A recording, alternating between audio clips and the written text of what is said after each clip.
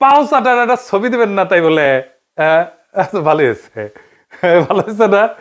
তো জুতার সাইজ কলে ভালো, মাশাআল্লাহ। অনেকে সেট পারবি, জায়গা আছে অনেক সামনে, ইনকে করে। তো তারেক রহমানের ইনকাটা জুতা কিনে দিয়ে বিএনপি কইছে পরিষ্কার করিছে, আর বন্ধের আলো কইতেছে আম্বা। ওরা ওই একই কথা। গণসংবর্ধনার পর 300 ফিট সড়কের বর্জ্য অপসারণ করলো ঢাকা উত্তর বিএনপি। তো আসেন না বিএনপির, ওটা তো ছবি দেখলেন, স্টিল ছবি, একটা ভিডিও দেখেন, বিএনপির কর্মীরা পরিষ্কার করছে, ভালো লাগবে না?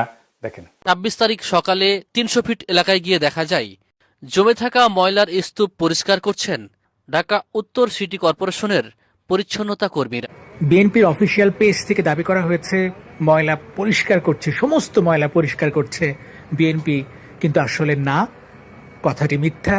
পুরো অংশের অধিকাংশ অর্থাৎ 90% বর্জ্য ময়লা পরিষ্কার করেছে ঢাকা উত্তর সিটি কর্পোরেশন। দেখেছেন কারা করিচ্ছে পরিষ্কার? 148 টন বর্জ্য পরিষ্কার করছে সিটি কর্পোরেশন। কেমন ধাপ্পা দেয় দেখেন।